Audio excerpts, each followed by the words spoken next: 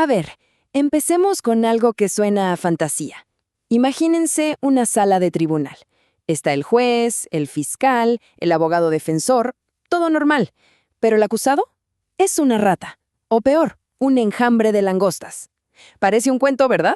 Pues durante 250 años, en Europa, esto fue completamente real. Y ojo, que esto no pasó en alguna época oscura y olvidada. Para nada. Estamos hablando de la Europa del Renacimiento, en algunas de las zonas más ricas y avanzadas del mundo. Francia, Italia, Suiza, lugares que estaban en plena efervescencia artística y científica. También se dedicaban a llevar a juicio a los insectos. La pregunta central es casi absurda, ¿no les parece? ¿Cómo es que se trataba a los animales como si fueran personas ante la ley, capaces de cometer crímenes?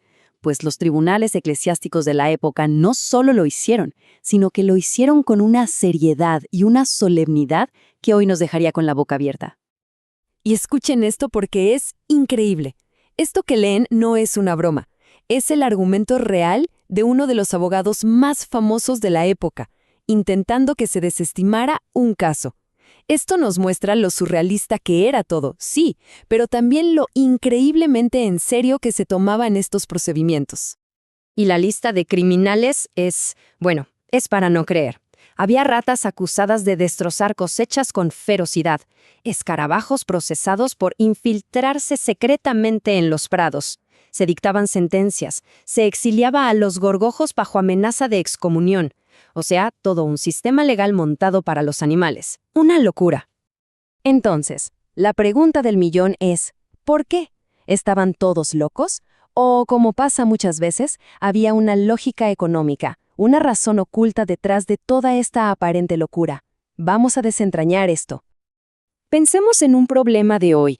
Los gobiernos saben que es casi imposible vigilar cada transacción ilegal. El costo de poner policías y cámaras en cada esquina sería astronómico. Entonces, ¿qué hacen? Pues usan otra táctica.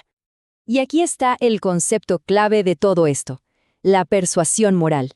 En lugar de vigilar desde afuera, se intenta crear un policía dentro de la cabeza de cada persona. Si se logra que alguien sienta miedo, culpa o vergüenza por hacer algo, es mucho menos probable que lo haga, incluso si nadie lo está viendo. Y esta comparación lo deja clarísimo. La vigilancia directa es carísima y, seamos honestos, muchas veces no funciona. Pero crear un costo interno a través de la fe en un poder superior es increíblemente barato. Y si la gente de verdad lo cree, es súper efectivo. Quedémonos con esta idea. Ahora, vamos a aplicar este concepto a la Europa del Renacimiento. La Iglesia Católica tenía un problema de cumplimiento gigantesco y estaba directamente relacionado con su principal fuente de ingresos. El diezmo era fundamental. Estamos hablando de que podía llegar a ser hasta 2/3 de todos los ingresos anuales de la Iglesia. Era un impuesto sobre casi todo lo que se producía en el campo. Perder esos ingresos era básicamente una amenaza existencial para la institución. El problema era que auditar el diezmo era prácticamente imposible. La gente era increíblemente astuta. Escondían parte de la cosecha, no declaraban todas sus tierras, cambiaban de cultivos a otros que pagaban menos impuestos. Para controlar todo esto se habría necesitado un ejército de recaudadores. Así que, en vez de vigilancia directa, la Iglesia usaba la persuasión moral. Su arma más poderosa era la amenaza de un castigo sobrenatural. Declararon que no pagar el diezmo era pecado y amenazaron a los evasores con la excomunión. Y eso, en esa época, significaba la expulsión de la comunidad y teóricamente la condenación eterna. Pero aquí surge un problemón. ¿Qué pasa si la gente deja de creer en el poder de esas amenazas? Pues eso es justo lo que pasó con la herejía. Grupos como los valdenses empezaron a cuestionar la autoridad de la Iglesia. Decían que los curas corruptos no tenían ningún poder divino real y, lo más peligroso para las finanzas de la Iglesia, que no había ninguna obligación divina de pagar el diezmo. Entonces, el punto clave es este. La principal herramienta de la Iglesia para recaudar impuestos se estaba debilitando. Necesitaban, desesperadamente, una forma de demostrar de manera visible y espectacular que su poder sobrenatural era real y tenía efectos en el mundo. Y es justo aquí donde los juicios a animales entran en escena. Piénsenlo, ¿qué mejor manera de demostrar que puedes invocar el poder de Dios que ordenándole a la propia naturaleza qué hacer? Si un sacerdote podía, a través de un juicio y una sentencia divina, hacer desaparecer una plaga, ¿quién se iba a atrever a dudar de su poder para excomulgar a un evasor de impuestos? Y el cómo se hacían estos juicios era la clave. Miren este caso real. Duró 8 meses, un plazo muy conveniente, ¿no? Abarcaba cambios de estación, lo que aumentaba muchísimo la probabilidad de que la plaga desapareciera solita por causas naturales. Los retrasos eran una táctica totalmente deliberada. El famoso abogado, Bartolomé Chassenet, defendió a unas ratas diciendo que no podían llegar al tribunal porque les daban miedo los gatos de la ciudad. Y lo más increíble es que el juez aceptaba estos argumentos. Todo esto alargaba el proceso, dándole tiempo al frío o al ciclo natural de la plaga para que hicieran su trabajo. Y aquí está la prueba irrefutable, la prueba del delito, por así decirlo, una cita directa de una sentencia. Justo después de maldecir a los insectos, el veredicto le ordena a la gente pagar el diezmo sin hacer trampa.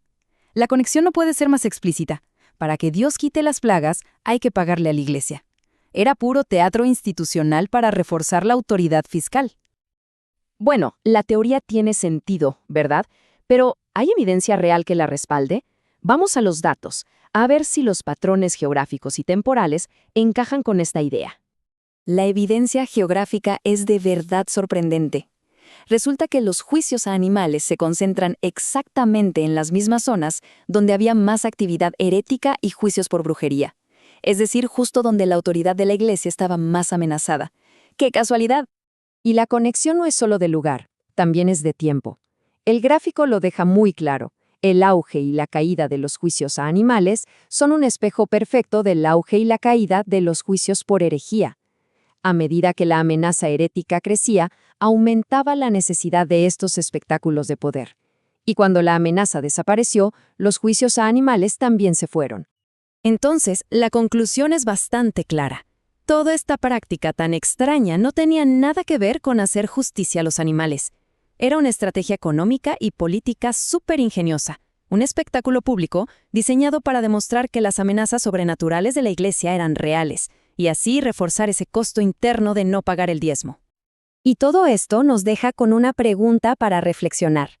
Los juicios a animales nos parecen absurdos hoy, pero tenían una lógica interna muy potente.